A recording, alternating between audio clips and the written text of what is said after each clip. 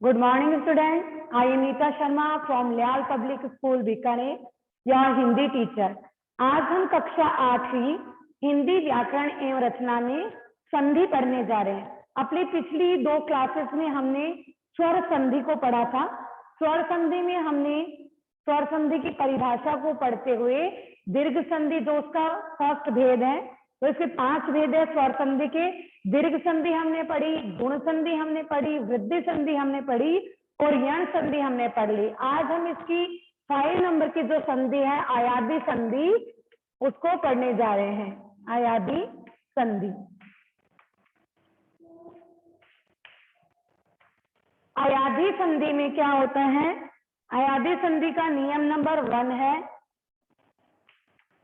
ए के आगे, यानी प्लस से पहले क्या होना चाहिए? ए होना चाहिए।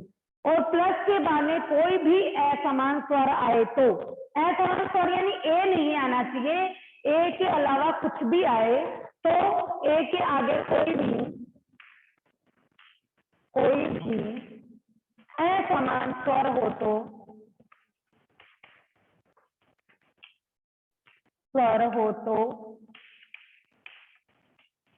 अय हो जाता है। असमान स्वर हो तो उसका क्या बन जाएगा? अय बन जाएगा। और ए के आगे नंबर 2, आई के आगे कोई भी असमान स्वर हो तो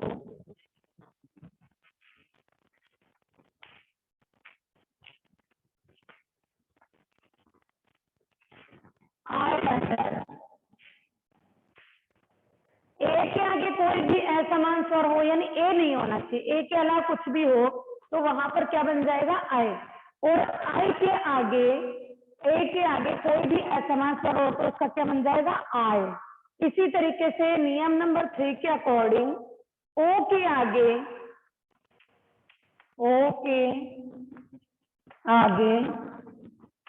असमान स्वर हो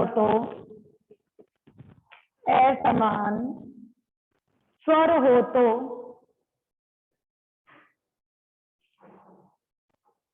ओ के आगे असमान स्वर आने पर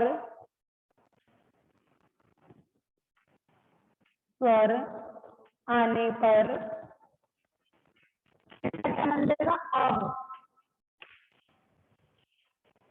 और औ के आगे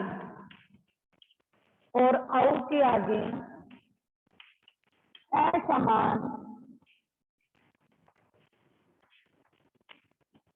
स्वर आने पर आव बन जाता है। देखिए, कुछ उदाहरण के माध्यम से हम इसको समझने का प्रयत्न करते हैं। उदाहरण हम देखते हैं।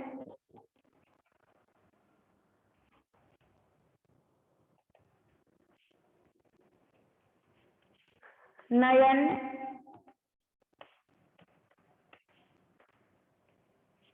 शयन,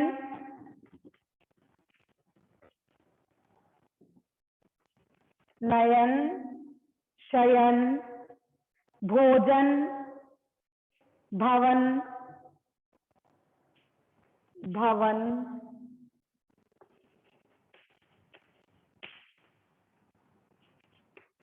पवन। नंबर 5 गायक।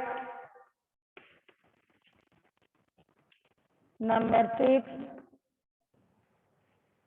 नाविक।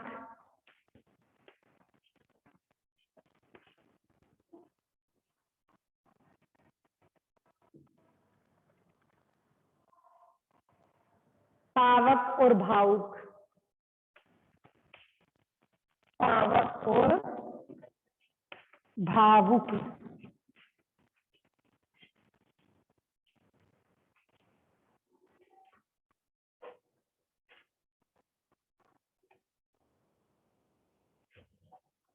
देखिए, नयन में अय की आवाज आ रही है। देखिए नयन में, देखिए कहाँ किसकी आवाज आ रही है? अय की आवाज आ रही है। तो अय कहाँ होता है? जब ए के आगे अपने ये जो न है वो क्या बन जाएगा? नी। अब देखो यह का मीन्स नए, आय का मीन्स ये बाद वाला ये जो यह है, इट मीन्स यहाँ पर आय आने का मतलब है यहाँ पर अन, ने प्लस अन, नयन, शयन, शे प्लस अन, शयन, भवन। अब देखिए भाव में किसकी आवाज आ रही है? अव की। भाव में किसकी आवाज आ रही है? अव की, मेरा अव। अब आने से किसके आगे आएगा?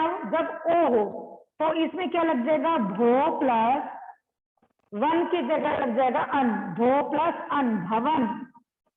इसी तरह देखिए पव, पव में देखिए क्या होगा? अव लिखा हुआ है, ये रहा अव। अव कहाँ आता है? जब हमारे पास ओ हो, तो पो प्लस अन, पवन। नेक्स्ट देखिए गायक।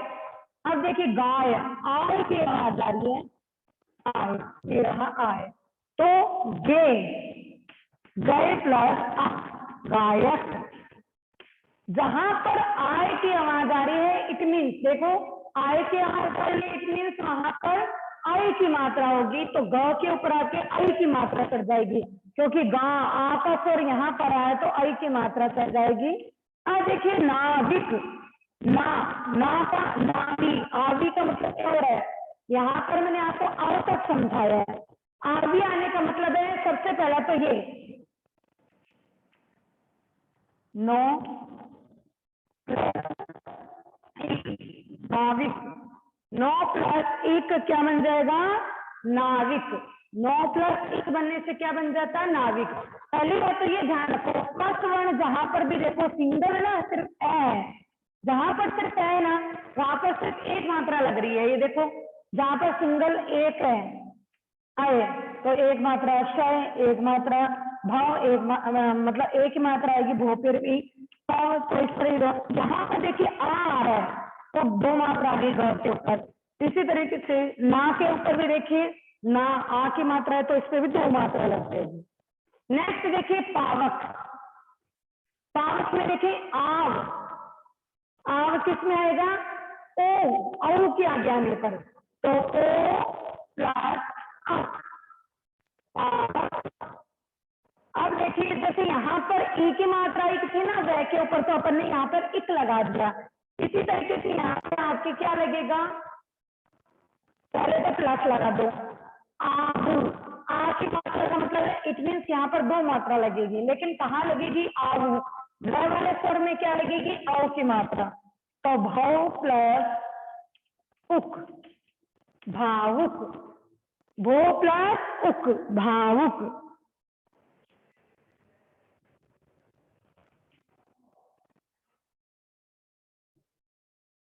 और इसका एक मीन्स वो निकलता है, भो प्लस उक की जगह अपन भो प्लस अक भी लगा देते हैं तो गलत नहीं होगा, हमारे भो प्लस भावुक भी बनता है।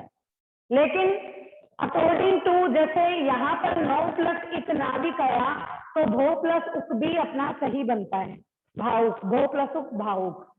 अब ये तो थी अपने अयादी संधि कंप्लीट। अब किसी को कुछ भी नहीं समझ में आए तो प्लीज वो पूछ लीजिएगा।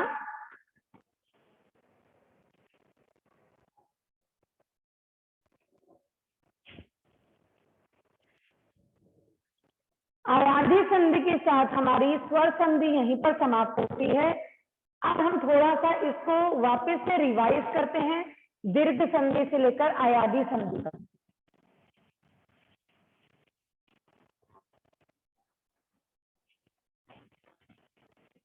इसकी पहचान बता रही हूं, वैसे तो मैंने पहले बताई थी, फिर भी आज वापस से बता रही हूं ताकि आपको क्लियर हो जाए। दीर्घ संधि, दीर्घ संधि में आपके क्या होता है? आ, ई, उ, ये आपके किस संधि में आते हैं? दीर्घ संधि में। उसके बाद में आपके आती है गुण संधि। गुण संधि में आपके क्या आ जाता है? ए, ओ, अर, ए, ओ, अर। नंबर 3 में वृद्धि संधि।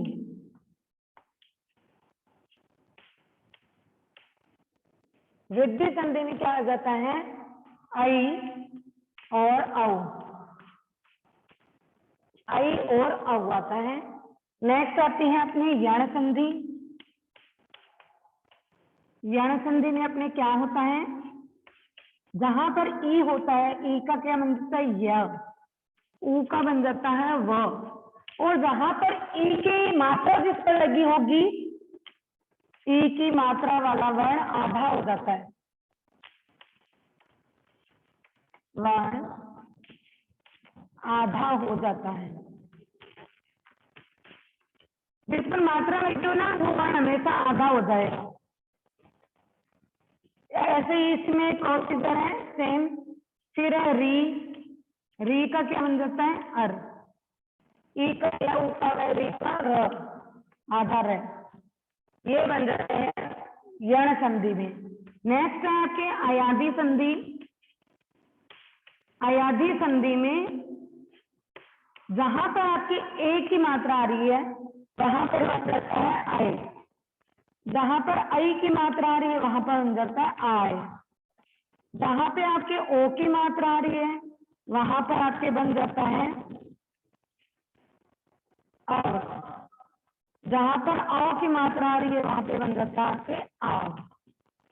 आय आय अव आव, ये चार आय आय आव आव। पर ये ध्यान रखिएगा, जहां पर ये मात्रा वाले, डबल मात्रा वाले शब्द है ना, आई की 2 मात्रा लगती है, औ की 2 मात्रा लगती है, वहां पे आ वाले वर्ण आते हैं, ध्यान रखिएगा।